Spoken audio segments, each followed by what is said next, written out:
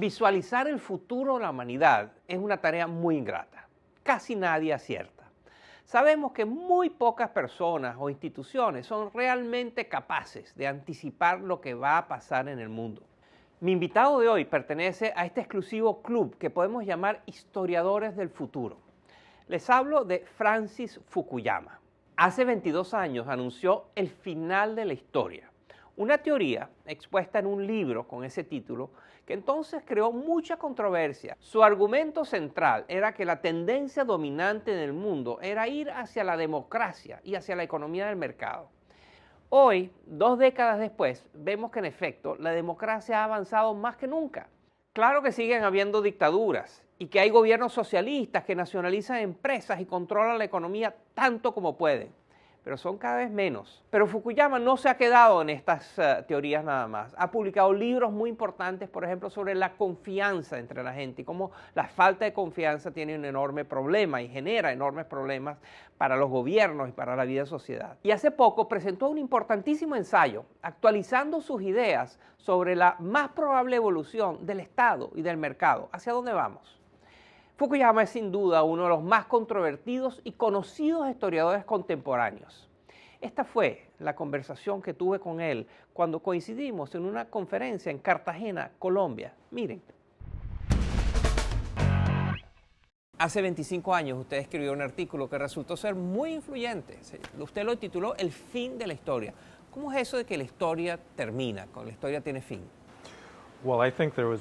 Muchos historiadores han tenido una percepción de la historia como un proceso de modernización continua. Su idea es que las sociedades se mueven de la caza y la recolección a la agricultura y luego a la industrialización. Y la pregunta es, ¿qué hay al final de ese proceso? Durante unos 100 años la respuesta de todos los intelectuales progresistas era que el proceso termina en alguna forma de socialismo o comunismo. Y en 1989, yo simplemente miré al mundo y concluí que no llegaríamos ahí.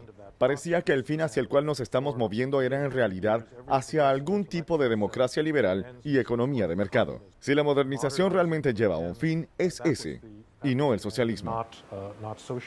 Sus críticos se burlaron mucho de usted, dijeron que era una insensatez eso de estar diciendo que la democracia y los mercados iban a ser el modelo favorito, el modelo escogido por la humanidad.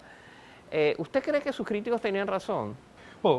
Sí, claro, pero yo nunca argumenté que esto iba a establecerse inmediatamente en todas partes. Y creo que mis críticos no se dan cuenta cuánto se ha transformado el mundo en las últimas 2 generaciones. Denos ejemplos de esa transformación del mundo tan grande que usted habla. ¿En qué está pensando? Empecemos por la economía. Entre 1970 y el 2008, cuando ocurrieron crisis económicas, el tamaño de la economía global se cuadruplicó. Y sucedió precisamente porque era un sistema global integrado por el comercio y la inversión. China, India y todos esos países con economías emergentes no habrían prosperado sin participar en el mercado internacional. En términos políticos, pasamos de 35 o 40 democracias en el año 1970 a unas 120 hoy en día. Y eso es un gran logro. Usted ha pronosticado en un artículo reciente que en las próximas décadas el mundo, la manera de gobernarse de muchos países se va a parecer más a las democracias que existen en Europa y la de Estados Unidos que a los autoritarismos, las autocracias que existen en Rusia y en China y en otros países. ¿Usted está seguro de esto? Creo que tanto China como Rusia tienen grandes contradicciones internas porque no responden realmente a sus propios ciudadanos. China puede tomar decisiones sorprendentemente rápidas, pero al final lo hace a costa de grupos muy importantes en su propia sociedad. Y a la gente no le gusta ser tratada así. Entonces hay una creciente indignación. Ellos podrán mantener ese sistema siempre y cuando puedan seguir expandiendo las oportunidades de empleo, pero eso no va a suceder para siempre. Eventualmente la economía china se va a desacelerar y creo que en ese momento tendrán problemas.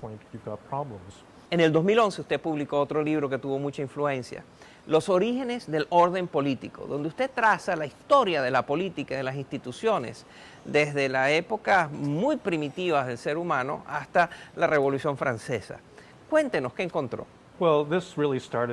Bueno, el proyecto empezó porque yo sentía curiosidad sobre algo que llamé llegar a Dinamarca.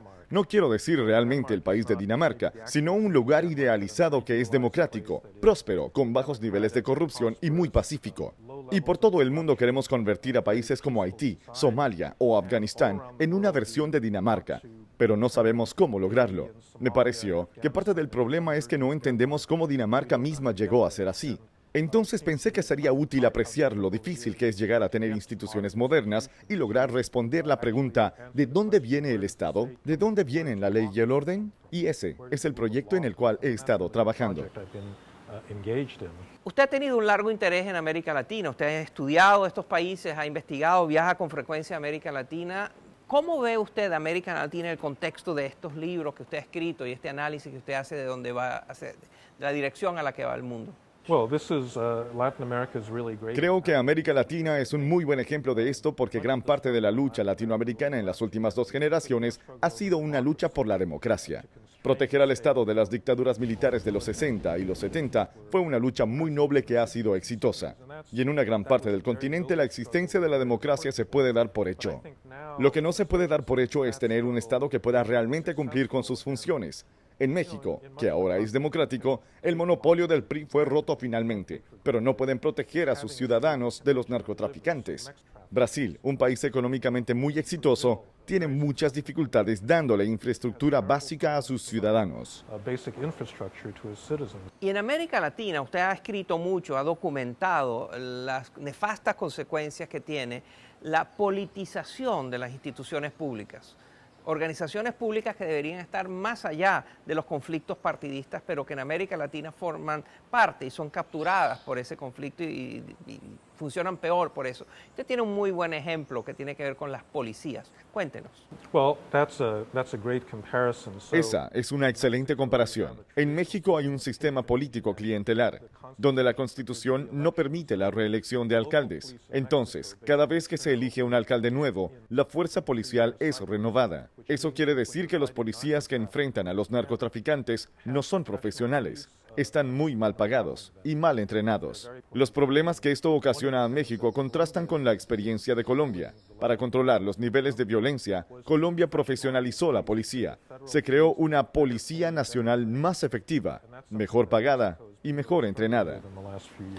Y desde su perspectiva, ¿cómo ve América Latina? Me siento optimista con base a su desempeño hasta ahora. Creo que todos los que viven en un país latinoamericano entienden los problemas y los obstáculos, pero si uno mira a América Latina con una perspectiva más amplia, ha logrado un proceso increíble, incluyendo su capacidad para gobernarse. Controlar la violencia es uno de los retos al que se enfrentan muchos países latinoamericanos. Y países como Colombia han logrado demostrar que esto sí se puede conseguir si se le dedican suficientes recursos, energía y talento. Frank Fukuyama, el controversial profesor Fukuyama, usted puede estar en desacuerdo con sus ideas. De lo que no podemos estar en desacuerdo es que estamos en presencia de uno de los pensadores más influyentes de nuestros tiempos. Muchas gracias, Frank Fukuyama. Thank you very much. Al regresar, nuestra genialidad memorable, que esta vez la dedicamos a un político que dice haber encontrado la causa de todos los divorcios. No se vayan.